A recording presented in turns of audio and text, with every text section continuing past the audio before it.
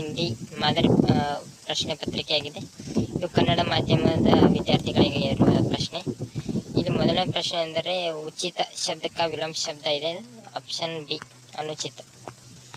ಎರಡನೇ ಪ್ರಶ್ನೆ निम्नलिखित में बहुवचन शब्द लिखिए अंतिದೆ, प्रत्रिय. ಮೂರನೇ ಪ್ರಶ್ನೆ लेखिका शब्द का पुल्लिंग रूप है, लेखक. ನಾಲ್ಕನೇ ಪ್ರಶ್ನೆ ಗಿರಣ शब्द का प्रथम ಪಿರಣ, ಗಿರಾನ. ಐದನೇ ಪ್ರಶ್ನೆ ಪ್ರತ್ಯೇಕ ವಿರಾಮ ಚಿಹ್ನೆ ಲಿಖಿ ಅಂತಿದೆ, ಪ್ರಶ್ನಾವಾಚಕ ಅಂತ ಬರೀಬೇಕು. ಇದೆಲ್ಲ 8 ಒಂದು ಬಹುವಾಕ್ಯ ಪ್ರಶ್ನೆಗಳಿವೆಲ್ಲ. ಒಂಬತ್ತನೇ ಪ್ರಶ್ನೆ ಮೂರು ಪದಗಳಿಗೆ ಸಂಬಂಧಿಸಿದ ಪದವಾಗಿಯನ್ನು ಕಂಡುಹಿಡಿಯುವುದಾಗಿರುತ್ತೆ. 4 ಪ್ರಶ್ನೆಗಳನ್ನು ಕೇಳಿರುತ್ತಾರೆ. ಆ ಪ್ರಶ್ನೆಗಳಿಗೂ ಅನುಗುಣವಾಗಿ ನೀವು ಬರೀಬೇಕಾಗಿರುತ್ತೆ. ಏನಂದ್ರೆ 9ನೇ ಪ್ರಶ್ನೆ ಪತಾಕ, 10ನೇದು ವ್ಯಂಗ್ಯ ರಚನಾ, 11ನೇದು ರೋಬ್ಯೋನಿಕೋ ಅಂಗಧೋರಣಿ. ಮತ್ತು ಇಲ್ಲಿ 4 ಒಂದು ವಾಕ್ಯದೊಳಗೆ ಉತ್ತರಿಸಿ ಅಂತಿದೆ. ಇವು ಪದ್ಯ ಗದ್ಯ ಪಠ್ಯಪೂರ್ವಕದಿಂದ ಕೇಳುವಂಥ ಪ್ರಶ್ನೆಗಳು.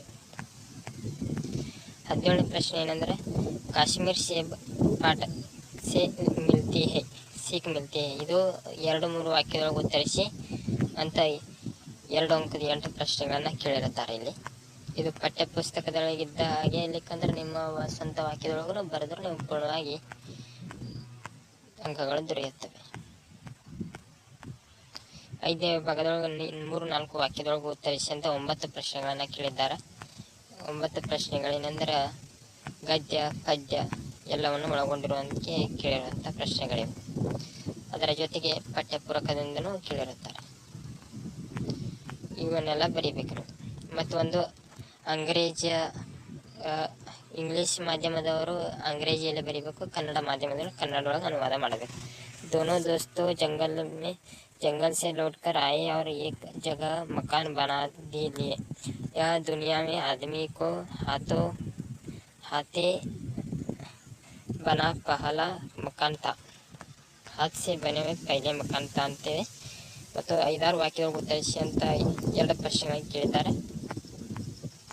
ಅವನು ಉತ್ತರ ನೀಡಬೇಕು ಇದೇ ರೀತಿ. ಮತ್ತು ಅದರ ಜೊತೆಗೆ ಒಂದು ಅಸಾಲ ಫಲದಾಯಕ ಚುನೌತಿ ಪದ್ಯವನ್ನು ಕೇಳಿದ್ದಾರೆ. ಇದು ಪ್ರಮುಖ ಪದ್ಯ, ಕಾಯಮಾಗಿ ಕೇಳಿರುವಂಥ ಪದ್ಯ ಅದು.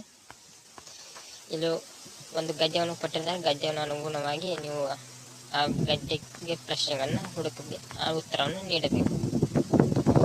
ಮತ್ತೊಂದು ಪ್ರಬಂಧ ಬರೆಯಿರಿ ಅಂತ ಇರುತ್ತೆ.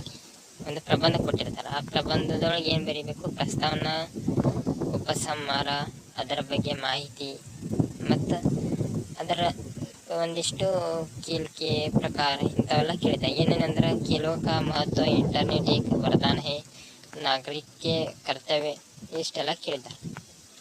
ಒಂದು ಪತ್ರಲಿಕೆ 5 ಅಂಕದ ಒಂದು ಪತ್ರ ಕೇಳಿರ್ತಾರೆ. ಒಂದು ಪಾರಿವಾರಿಕ, ಒಂದು ಅವ್ಯವಹಾರಿಕ ಅಂತಿದೆ, ವ್ಯವಹಾರಿಕ. प्रेषक पता, वित्त दिनांक, संबोधन, अभिवादन, पत्र का कलेवर, समाप्ति, पत्र पढ़ने वाले का पता, ಇದೆಲ್ಲ ಬರೆದ ನೀವು